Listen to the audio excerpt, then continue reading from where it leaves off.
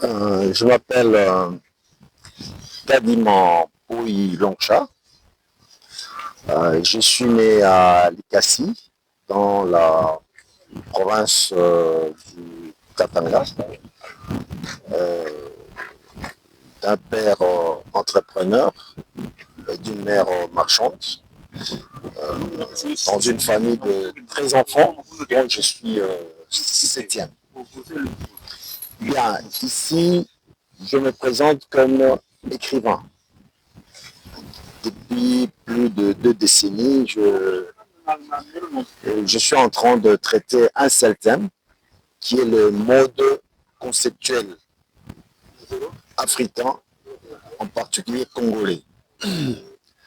Euh, je traite singulièrement ces modes conceptuels parce que il me semble non seulement particulier, mais responsable de la crise qui sévit non seulement en Afrique, mais particulièrement en RDC. Si on est victime de tout ce qu'on a connu, que ce soit l'esclavage, la colonisation, les différentes guerres qu'on connaît maintenant, donc c'est à cause de ces modes conceptuels. Si bien que, certes, la guerre qui a duré 30 ans dans notre pays va prendre fin, c'est sûr, ça va prendre fin, ça va prendre fin. Mais en réalité, ce n'est qu'une bataille. Parce que la véritable guerre, elle a commencé depuis que le Congo existe. Et là, depuis que le Congo existe, c'est-à-dire depuis que nous sommes entrés en contact avec le monde extérieur à l'Afrique. Cette guerre-là est entamée et ça se poursuit. Une guerre qui change de forme, bien sûr, on remporte les différentes, à chaque étape on remporte, mais la guerre se poursuit parce que on n'arrive pas à connaître que la vraie cause, c'est notre mode conceptuel. Et pour ce faire, j'ai publié quelques essais pour développer cet art. C'est ainsi qu'en 2008, j'ai écrit le livre intitulé Maintenant ou jamais, autopsie de la crise congolaise, livre qui a obtenu même un prix littéraire avec Mikanda Awad en 2016.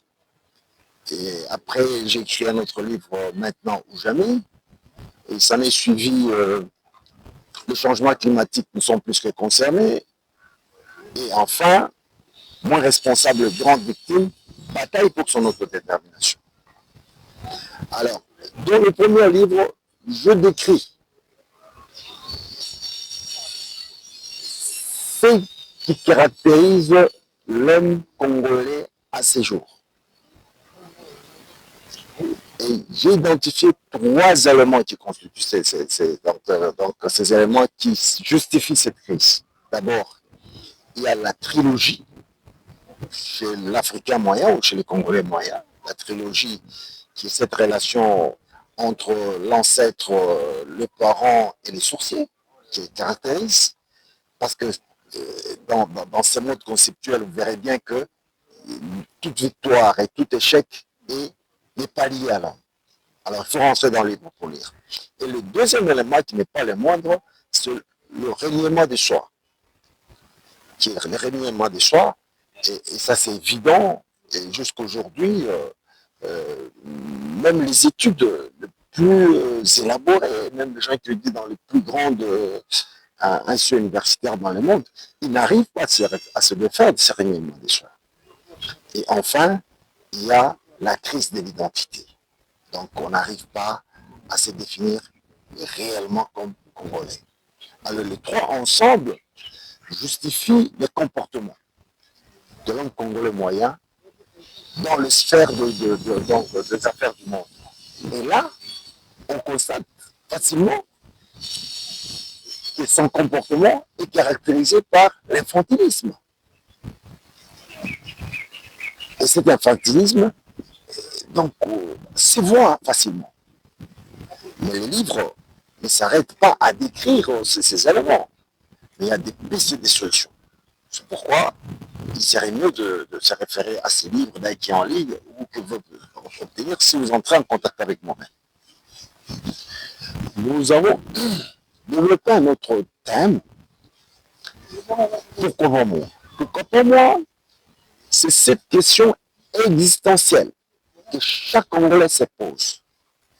Il se pose parce qu'il se retrouve dans une situation où il est avec les autres et il ne comprend pas comment les autres ont fait pour être là où ils sont. Et pourquoi pas moi? Et le livre répond à, à cet aspect et ouvre une voie que chaque Congolais devait prendre pour s'engager dans cette lutte pour répondre à la question que tout le monde se pose. Pourquoi nous vivons dans un environnement potentiellement riche tout en étant pauvres? Et le troisième essai, les changements climatiques nous sont plus concernés, montre encore cet aspect de l'infantilisme, cette force extérieure qui subit sur nous, qui nous maintient dans cet infantilisme, tout simplement parce que nous l'avons accepté. Lorsqu'on regarde de près un pays comme la République démocratique du Congo, il ne faut pas faire allusion à toute l'Afrique, bien que la situation est la même, vous vous rendrez compte qu'ils ont l'impression d'être le cimetière de l'humanité et la poubelle pour le reste du monde. Parce que tout ce qui est consommé en Europe, à part ce qu'on consomme à table, ne trouvant pas de place à l'extérieur, viennent mourir en RDC. Effectivement, c'est une façon de partager les richesses de l'humanité. De quelle manière? Un autre aspect qui n'est pas le plus important, c'est maintenant, donc, mon responsable et grande victime. Là, ça parle un peu de cette réalité. Ces livres-là, je l'ai publié en 2000, il y a eu le prix de l'Union des écrivains du Congo en 2022. Mais bien avant, on a commencé à décrire cette crise pour montrer que la République démocratique du Congo subit deux phénomènes importants. Le premier phénomène, c'est le vampirisme. Et ce vampirisme se caractérise par le fait que le sang du Congo, c'est ça qui explique la survie des autres. Les autres, pour vivre, ils doivent se nourrir de ce sang du Congo. C'est quoi le sang du Congo? Rentrez dans les livres, vous allez les découvrir. Et plus fort que ça, la République démocratique du Congo est de plus en plus transformée en une carrière à ciel ouvert. C'est tout simplement parce que le mode conceptuel congolais ne permet pas les Congolais à se ressaisir.